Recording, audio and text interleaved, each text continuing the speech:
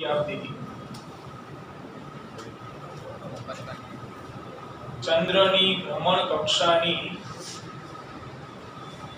त्रिज्या r बराबर जे છે 3.84 10 ની 5 કિલોમીટર આ બીજા ચેપ્ટર માં આવી ગઈ લુનાર કક્ષા હતી 3.84 10 ની 8 મીટર બરાબર આ કિલોમીટર માં આપે તો આપણને ચંદ્રનો આવર્તકાળ પૂછેલો એટલે બે પ્રશ્નો સિમ્પલ પહેલા આપણે આને સોલ્વ કરીએ એટલે પહેલો પ્રશ્ન આવી રીતે છે કે 10 ની -13 સેકન્ડ સ્ક્વેર છેદમાં મીટર ઘન હોય તો ખાલી જગ્યા દિવસોનો વર્ગ છેદમાં કિલોમીટરનો ઘન થાય આવું પૂછો હવે 10 ની -13 ઈ તો આવે જ આ બાજુ આના સિવાયનું આપણે ફેરવવાનું સેકન્ડ ને દિવસમાં ફેરવશો ને મીટર ને કિલોમીટરમાં 10 ની -13 ઈ તો આવવાના જ છે દાખલા તરીકે હું એવું લખું કે 2 કિલોગ્રામ બરાબર ખાલી જગ્યા ગ્રામ તો 2000 થાય ને ઈ આમ લખવાના હોય હકીકતમાં અહીંયા જે આંકડો હોય ઈ તો આવે જ કન્વર્ઝન માત્ર ને માત્ર એકમનું થાય આંકડાનું કન્વર્ઝન ન થાય ઈ આંકડો જે હોય ઈ એમનામ આવે એટલે 10 ની -13 તો જમણી બાજુ આવવાના જ છે પણ મારે દિવસો અને કિલોમીટર ગોતવાનું થાય તો પહેલા આપણે અંશ એટલે કે દિવસ ગોતશું પછી કિલોમીટર તો સેકન્ડ ને દિવસમાં ફેરવવા માટે એક દિવસમાં કેટલી સેકન્ડ હોય તો એક દિવસની કલાક કેટલી અને એક કલાકની સેકન્ડ આટલું થાય હવે આ ત્રિરાશિ ઊંધી કરીને મૂક દેવાય કે ભાઈ 1 સેકન્ડે કેટલા દિવસ થાય એટલે કે 24 * 3600 આટલી સેકન્ડ હોય તો એક દિવસ ગણાય તો 1 સેકન્ડ હોય માત્ર 1 જ સેકન્ડ તો કેટલા દિવસો ગણાય તેથી 1 સેકન્ડ બરાબર આ બેનો ગુણાકાર એટલે 1 છેદમાં 24 * 36 * 100 આવું લખી નાખવું આપણે 3600 જેથી કેલ્સીની અંદર ઘાત રહી ઈ આપણે નહીં લે આ 10 ની 2 ઘાત ઈ ઉપર લઈ લેવાનું થાય આટલા દિવસો છે 1 સેકન્ડ બરાબર આટલા દિવસ થાય હવે જો અહીંયા સેકન્ડ નો શું છે વર્ગ દિવસનો હોય વર્ગ તો બે બાજુ વર્ગ લેવું પડે બંને બાજુ વર્ગ લેતા તેથી 1 સેકન્ડ સ્ક્વેર ઇક્વલ ટુ 1 ના છેદમાં 24 * 36 * 100 એનો વર્ગ અને દિવસોનો વર્ગ હવે આને આમ લખાય 24 * 24 * 36 * 36 આ 10 ની કેટલી ઘાત 2 અને એનો વર્ગ એટલે થઈ ગયા 10 ની 4 ઘાત દિવસોનો વર્ગ કિલોમીટરનો ઘન 1 સેકન્ડ સ્ક્વેર આવું થયું તો આની અંદર કંઈ જ ફેરફાર કરવાનો નહીં આને એમ નામ રાખવાનું એને આપણે અહીં કિંમત મૂકીને પછી કંઈક નવું મળશે તો ફરી ગયું 1 સેકન્ડ દિવસમાં ફરી હવે મીટર ને કિલોમીટરમાં ફેરવું તો 1 મીટર બરાબર કેટલા કિલોમીટર હોય 10 ની 3 કે 10 ની -3 10 ની -3 કિલોમીટર એમાં શું છે બે બાજુ ઘન એટલે બંને બાજુ ઘન લો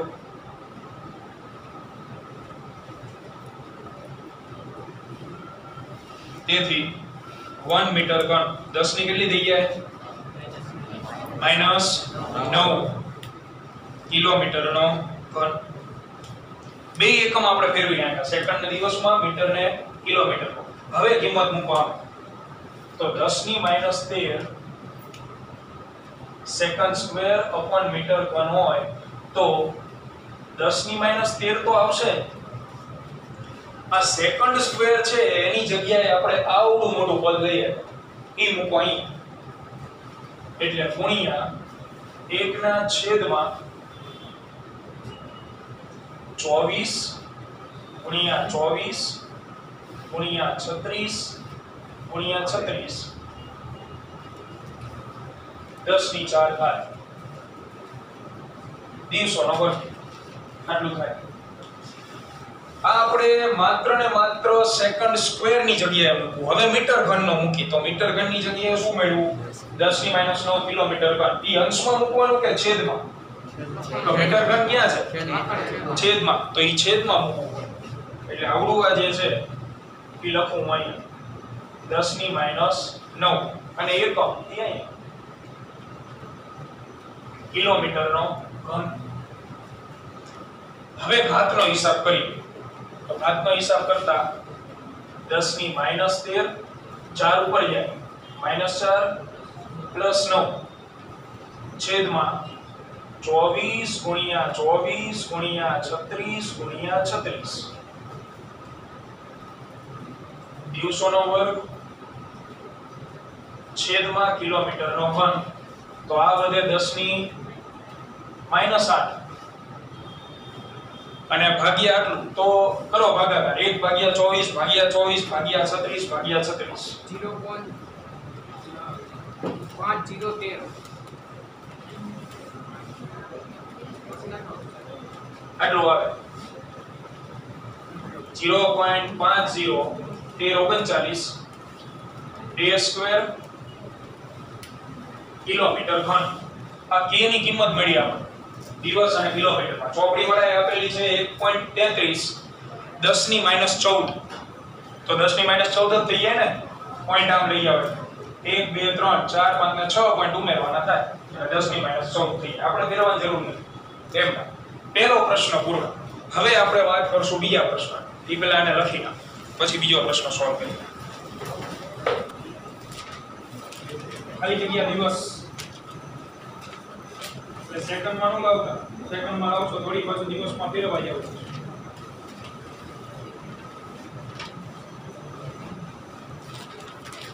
તો હવે આપણે જે બીજો ક્વેશ્ચન છે ચંદ્રનો આવર્તકાળ એ મેળવીએ. જો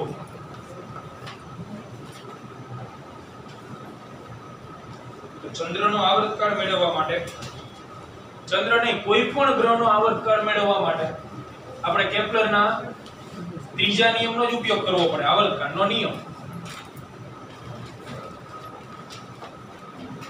તો ચંદ્ર માટે લગાડીએ કેપ્લરનો ત્રીજો નિયમ એટલે જવાબ આવી જાય. તો ચંદ્ર માટે કેપ્લરના ત્રીજા નિયમ અનુસાર લખાય t² ચલે છે r3 ચલે છે કાઢો k * r3. હવે k ની બે કિંમત છે તમારી આગળ. એક આવડી અને એક આવડી. કઈ મુકાય? તો t શેમાં લેવાનો કીધો? દિવસમાં. k દિવસમાં આમાં છે કે આમાં? આ તો આને મુકાય. જો સેકન્ડમાં લેવાનું કીધું હોત તો આ મૂકે તમે. બરોબર? એટલે આવડી આ કિંમત લઈ આયા k ની 0.1234 5 39 10 ની -8 d² અપોન કિલોમીટર ક્યુબ ગુણ્યા r ની જગ્યાએ તો r ની કિંમત લખાવેલી આપણે 3.84 10 ની 5 એનો શું થઈ જાય? ઘન. અને એનો એકમ છે કિલોમીટર. તો કિલોમીટર નો શું આવે? ઘન. આ બે કેન્સલ થઈ જાય. કરો કેલ્સીમાં આના ગુણ્યા 3 વખત 3.84 3 વખત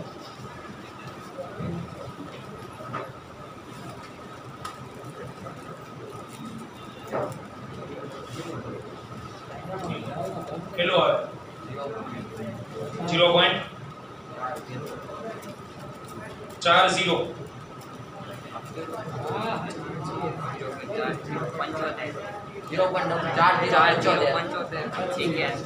81 ચાર આંકડા લખવાના શૂન્યંતર 75 81 મળ્યું 10 ની કેટલી ઘાત થઈ જાય તો -8 ને 5 તરી 15 15 - 8 એટલે 7 ઘાત આ દિવસોનો શું મળ્યો આપણને વર્ગ વર્ગમૂળ નીકળે નો નીકળે ઘાત રહી એકી છે એકી ઘાત હોય વર્ગમૂળ નો નીકળે પહેલા એને બે કી ઘાતમાં ફેરવવા પડશે આપણે તો બે કી ઘાતમાં ફેરવી તો 0.30 75 81 10 ની જગ્યાએ 6 દિવસોનો વર્ગ હવે વર્ગમૂળ લેવાય વર્ગમૂળ લેતા તો કાઢો વર્ગમૂળ એટલે t બરાબર 0.02754 10 ની જગ્યાએ 3 અને એકમ આવે દિવસ 3 ગુણી દો તો 27.54 દિવસ આવે આશરે એટલે 27 દિવસમાં ચંદ્ર જે છે એ પૃથ્વીનું એક પરિભ્રમણ રહ્યું એ પૂર્ણ કરી ચોકડી 27.3 આપ્યો છે કદાચ ચલો 27.44 કોઈ વાત બરાબર આ જવાબ આવી રીતે કેપ્લરના નિયમનો આપણે ઉપયોગ કરવો પહેલા આને પૂરો કરી લો પછી આગળ સ્વાધ્યાયનો 8.14 એની ગણતરી કરી આપો 8.14 નંબરનો દાખલો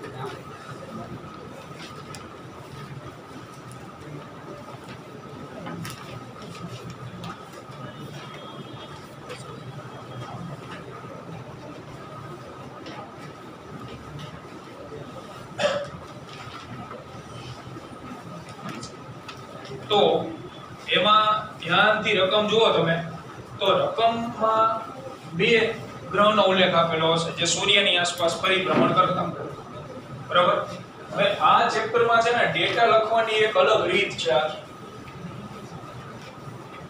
આડે ધડ ડેટા લખશો તો જવાબમાં એ ખબર નહીં પડે પ્રશ્નમાં ખબર નહીં પડે દાખલામાં ખબર ગ્રહ પ્રમાણે લખવાનું કિંમતો તો આપણને આમાં બે ગ્રહ આપેલા સૂર્ય અને શનિ શનિ અને પૃથ્વી સૂર્ય તો કોમન છે તો પહેલા આપણે પૃથ્વી માટે લખીએ તો સૂર્યથી પૃથ્વીનું અંતર તો સૂર્યથી પૃથ્વીનું અંતર એટલે તો આવી કન્ડિશન જ થઈ ને સેન્ટરમાં કોણ હોય સૂર્ય ભ્રમણ કોણ કરતું હોય પૃથ્વી તો એ બે વચ્ચેનું અંતર એટલે કોની ભ્રમણ કક્ષાની ત્રિજ્યા પૃથ્વીની થાય ને બરાબર એટલે પૃથ્વીની ભ્રમણ કક્ષાની ત્રિજ્યાનું નામ આપી દો રેડિયસ ફોર અર્થ RE જે કેટલી આપી 1.50 10 ની 8 ઘાત કિલોમીટર મીટરમાં ફેરવો 10 ની 11 ઘાત થઈ જાય આ ન આપેલું હોત તો બીજા ચેપ્ટરમાં આવી ગયું સૂર્ય અને પૃથ્વી વચ્ચેનું અંતર એક એસ્ટ્રોનોમિકલ યુનિટ 1.496 10 ની 11 ઘાત આ રાઉન્ડ ઓફ કર્યું 1.50 બરાબર પછી આવર્તકાળ તો આવર્તકાળ લખીએ TE એ આપેલો નથી એટલે સંજ્ઞા ખાલી બીજો ગ્રહ શનિ માટે તો સૂર્યથી શનિનું અંતર એટલે એને કહેવાય શનિની ભ્રમણ કક્ષાની ત્રિજ્યા RS જે ગોતવાની કીધી હશે જુઓ તો મેળવવાની કીધું અને શનિનો આવર્તકાળ શનિ ગ્રહ માટે આવર્તકાળ તો એ લખાય TS હવે બેયના આવર્તકાળ વચ્ચેનો સંબંધ આપેલો હશે રકમમાં તમને 29.5 ગણો તો જ્યારે આવો સંબંધ આપેલો હોય તો આવું લખી નાખવાનો પહેલા જેના વચ્ચેનો સંબંધ હોય ને બે સંજ્ઞા લખી નાખવાનો પછી રકમમાંથી કરતા થી ના આવા બધા જે છે ને એ શબ્દો આપેલા હોય કે આનાથી આ મોટું આટલા ગણો આના કરતા નાનું બરાબર આવા શબ્દો ગોતવા એની આગળ જે આપેલું હોય ને આગળ ઈ સાઈડ તમારે ગુણાવાનું અથવા તો ભાગવાનું. જો તમને એમ કે આટલા ગણા છે તો ગુણી નાખવાનું. કર્તાની આગળ જે હોય ઈ બાજુ અને આટલામાં ભાગનું છે એવું કે તો ભાગી નાખવાનું. તો આમાં રકમમાં તમે કર્તા શબ્દ ગોતો જો દેખાશે. કર્તાની આગળ કોણ આપેલું? કોનો સમયગાળો આપ્યો? પૃથ્વીનો આપેલો ને. તો પૃથ્વી સાઈડ આપણે 29.5 ગુણશું. 29.5 ગણા આપેલું ને એટલે અહીંયા આવે. જો આ ખોટું થઈ જાય તો દાખલાનો કોઈ મિનિંગ નહીં. 29.5 ભૂલથી આ બાજુ આવી ગયા પતિ. એટલે આ ધ્યાનથી સમીકરણ નંબર 1 રકમમાં આપેલ છે. તો આ થઈ ડેટા લખવાની રીત. આ પ્રમાણે ડેટા લખવાનો. જે રકમ હતી ને એને આપણે છાપી છે. અને હવે દાખલો સહેલો બની ગયો. કારણ કે બે ગ્રહ માટે સેપરેટ કેપ્લરનો ત્રીજો નિયમ વાપરી નાખો. ધારો કે હું પહેલા વાપરું છું પૃથ્વી માટે. પૃથ્વી માટે કેપ્લરના ત્રીજા નિયમ મુજબ તો શું લખાય? te² ચલે છે, re ઘન ચલે છે કાઢો, કે re ઘન. સમીકરણ નંબર 2. શનિ માટે કેપ્લરનો ત્રીજો નિયમ વાપરો. શનિ માટે કેપ્લરના ત્રીજા નિયમ મુજબ તો લખાય ts² ચલે છે rs ઘન. તો ts² k rs નો ઘન. સમીકરણ 3. 2 અને 3 નો ભાગાકાર લઈ લો એટલે k ઉડી જાય કારણ કે k ની કિંમત ન થાય બી આપણે. સમીકરણ નંબર 2 ભાગ્યા 3 લેતા તો te² છેદમાં ts² k re નો ઘન અને k rs નો ઘન. k થી ઉડી ગઈ. શું ગોતવાનું કીધું? rs બનાવો કરતા તો rs નો ઘન અહીંયા આવતો રહે અને આ બે ક્યાં જતા રહે? પાછા. એટલે rs નો ઘન re નો ઘન ગુણ્યા આવડું અહીંયા આવે એટલે ts² upon te². હવે મૂકો કિંમત. તો re 1.50 10^11 એનો ઘન ગુણ્યા સમીકરણ 1 ઉપરથી ts ની જગ્યાએ શું મૂકી દેવાય? 29.5 te. આ સમીકરણ નંબર 1 ઉપર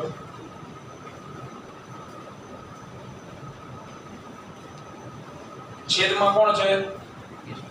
te². હવે કરો હિસાબ. તો 1.50 ગુણ્યા 1.50 ગુણ્યા 1.50 ગુણ્યા 2 વખત 29.5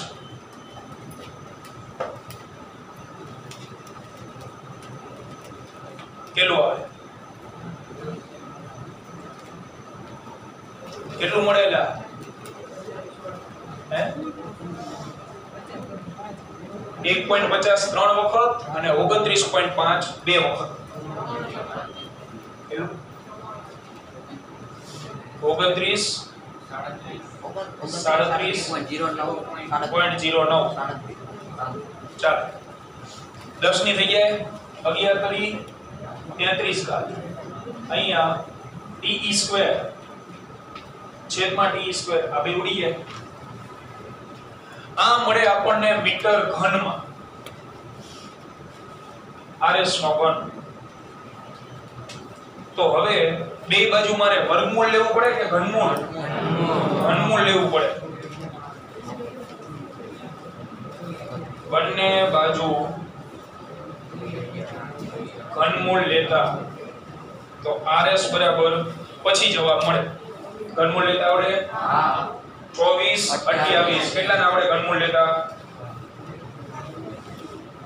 બરોબર. નો આવડતું હોય તોય વિદ્યાર્થી દરેક કેલ્સી કાઢે અને પહેલા જાણીતી કિંમતનું આપણે ઘનમૂળ કાઢીએ. જાણીતી કિંમત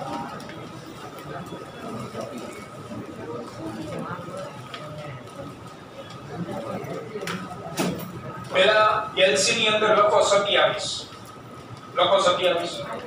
27 નું ઘનમૂળ કેટલું થાય?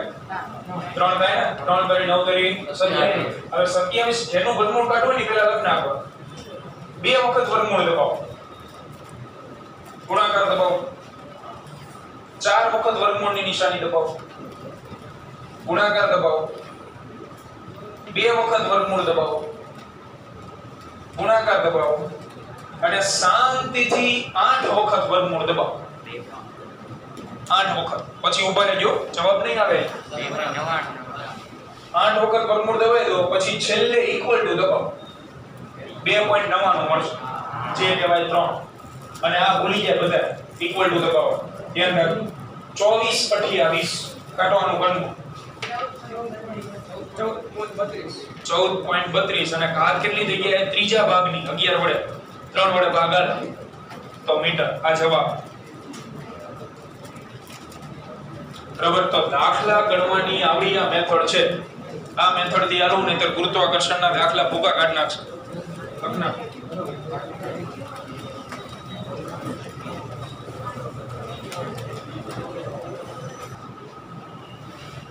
તો હવે આવશે આગળ ગુરુત્વાકર્ષણનો સાર્વત્રિક નિયમ.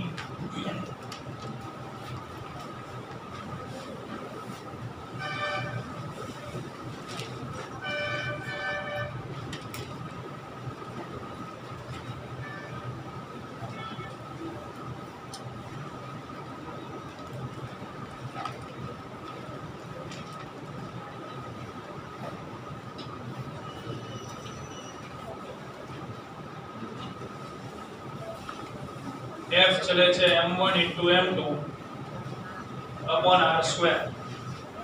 તો લખશું આનું પહેલા વિધાન. આ લખી નાખો. વિધાન લખાવું તમને બોલી.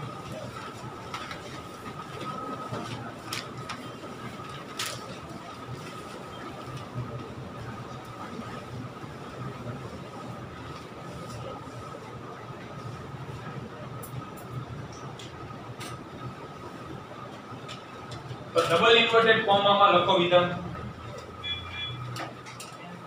દળ ધરાવતા બે પદાર્થો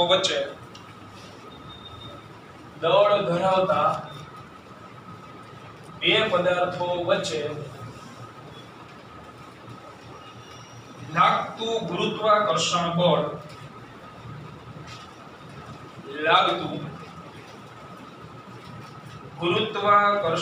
બળ એ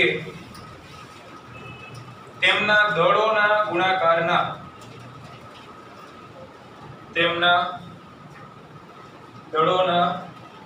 ગુણાકારના સમપ્રમાણમાં અને તેમની વચ્ચેના અંતરના વર્ગના વ્યસ્ત પ્રમાણમાં હોય છે.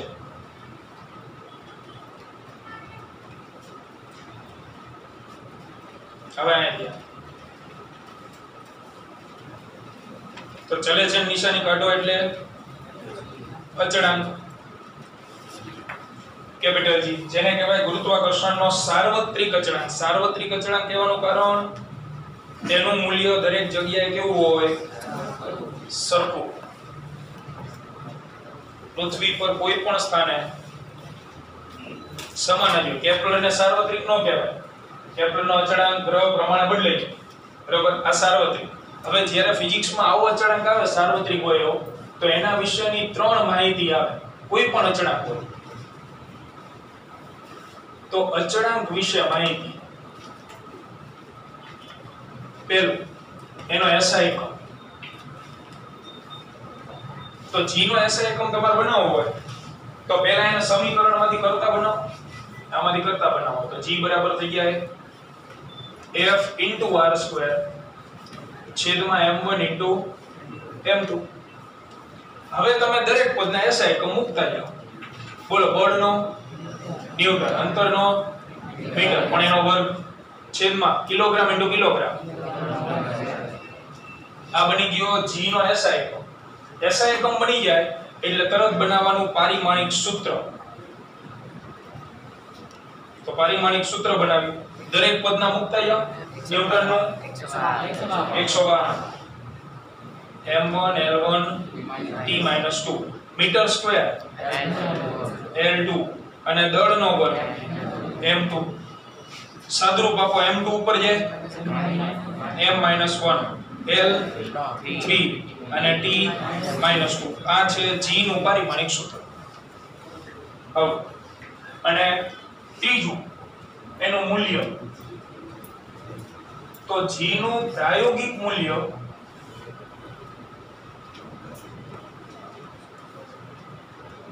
સૌપ્રથમ કેવેન્ડિશ નામના વૈજ્ઞાનિકે આપેલું હતું